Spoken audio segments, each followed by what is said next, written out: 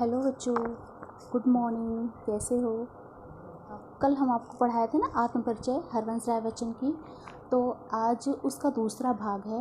वो तो आत्म परिचय था, अभी उन्हीं का दूसरा भाग है। वो होता है ना, एक रचना उनकी है नीड़ का निर्माण पर फिर, तो उसी में से एक रचना है उनका दिन जल्दी जल्दी ढलता है। इसके माध्यम से वो अपने बच्चों को कैसे, क्या और किस तरह से बता रहे हैं, मतलब कि आप आगे पढ़िए तो आपको समझ में आएगा। रेडी है ना आप लोग? फिर रेडी हो जाइए। चलिए ठीक है। तो हरवंश राय बच्चन वहाँ पे मुग्ध प्रेमी के बारे में बात किया है, लेकिन यहाँ पे वो पेरेंट्स बने हुए हैं, वो पेरेंट बने हुए हैं, वो मतलब अभिभावक बने हुए हैं जिनका अपना कोई नहीं है। क्यों, कैसे, किस तरह से, उदाहरण के माध्यम से उन्होंने कैसे तर्क दिया है। हो जाए न पथ में रात कहीं, मंजिल भी तो है दूर नहीं, यह सोच थका दिन का पंथी भी जल्दी जल्दी चलता है, दिन जल्दी जल्दी ढलता है। समझ में आया? हो जाए न पथ में रात कहीं, वो ये कह रहे हैं, जैसे आप मान लीजिए आपके पापा हैं, आपके मम्मी हैं, आपका कोई भी है, ऑफिस में काम करता है, कहीं बाहर काम करता है, तो उसे क्या लगता है, उसे ऐसा लगता है कि जल्दी जल्दी ऑफिस ख़त्म हो, यानी कि टाइम ख़त्म हो और भाग के अपने घर आए, अपने बच्चों के पास, है ना। तो वैसे ही कवि कहता है, हो जाए न पथ में रात कहे, हे पथिक, किसी को संबोधित करते हुए कह रहा है, हे पथिक, हो जाए न पथ में रात कहीं, कहीं रास्ते में रात न हो जाए, शाम न हो जाए, इसलिए उसके पैर पर जो पैर हैं, कदम जो हैं, वो बहुत जल्दी जल्दी बढ़ने लगते हैं। मंजिल भी तो है दूर नहीं, क्योंकि उसे एहसास हो रहा है कि मेरा मंजिल नज़दीक है, मतलब मेरा घर जो बहुत नज़दीक आ गया है, इसलिए वो और भी अच्छे से बहुत खुश होके अपने घर जाने के लिए तैयार होता है।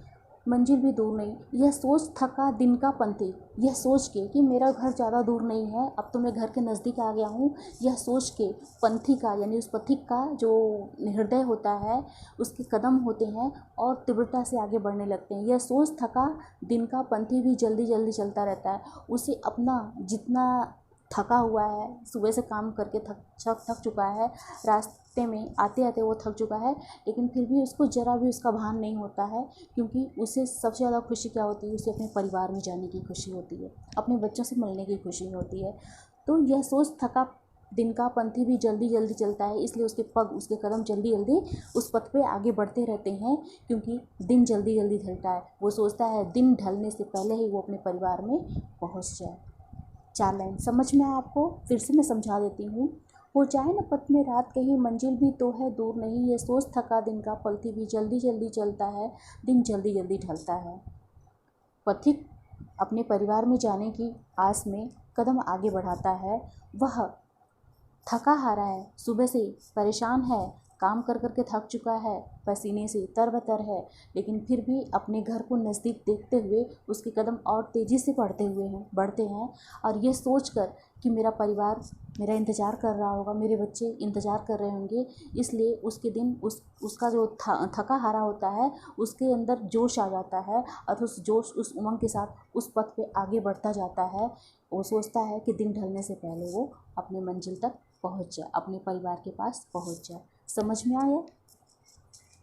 दूसरा है, बच्चे प्रत्याशा में होंगे, नीड़ों में झांक रहे होंगे, यह ध्यान परों में चिड़िया की भर्ती कितनी चंचलता है, दिन जल्दी जल्दी ढलता है।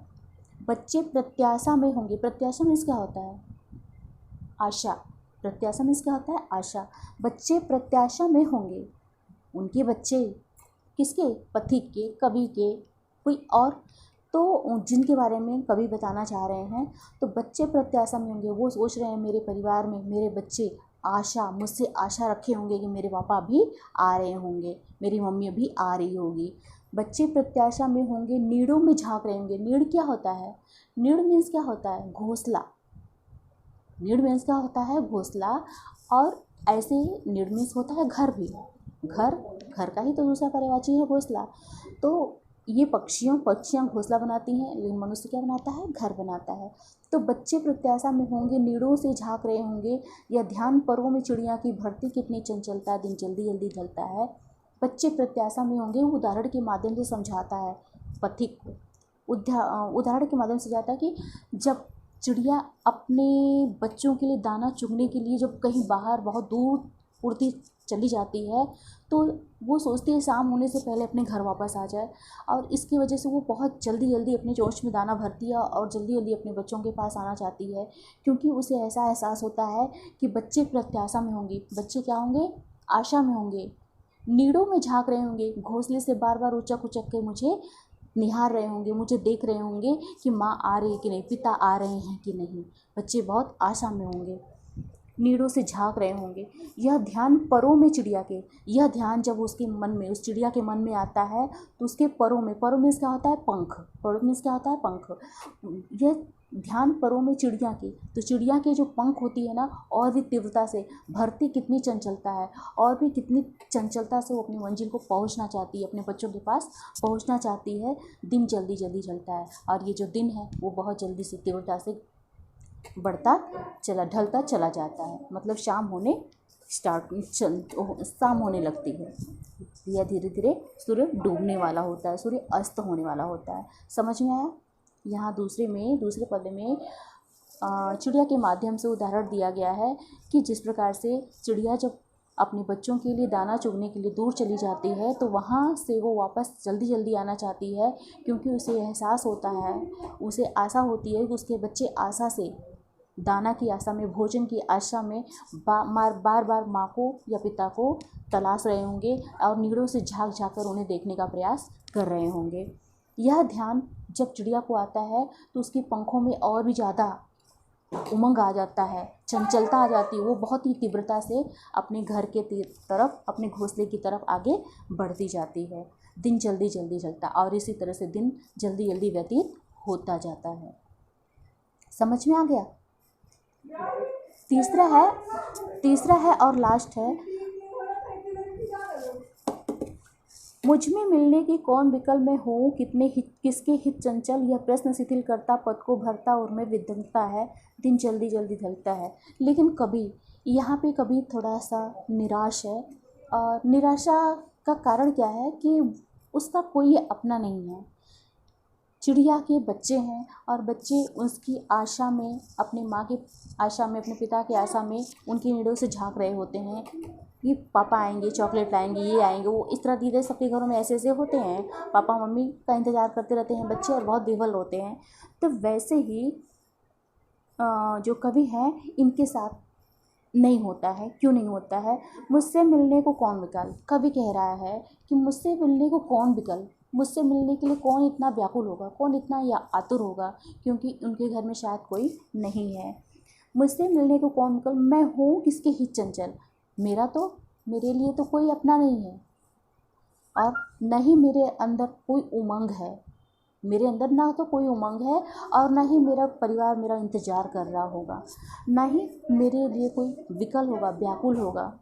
यह प्रश्न शिथिल करता पद को, वही यह प्रश्न जो मेरे, कौन होगा जो मेरा इंतज़ार कर रहा होगा, कौन मेरा हित चाहता होगा, कौन मेरे से मतलब मेरे लिए परेशान होगा, कौन मुझे अपने मेरे आने से, मतलब मेरे ना आने से बहुत कौन परेशान होगा, कौन, ऐसा कुछ नहीं है, कोई उनका इंतज़ार करने वाला नहीं है। यह प्रश्न शिथिल करता उनके, यह प्रश्न जब उनके मन में क्रोधता है तो उनके कदम में और भी ज़्यादा शिथिलता आ जाती है, मतलब गति बहुत धीमी हो जाती है।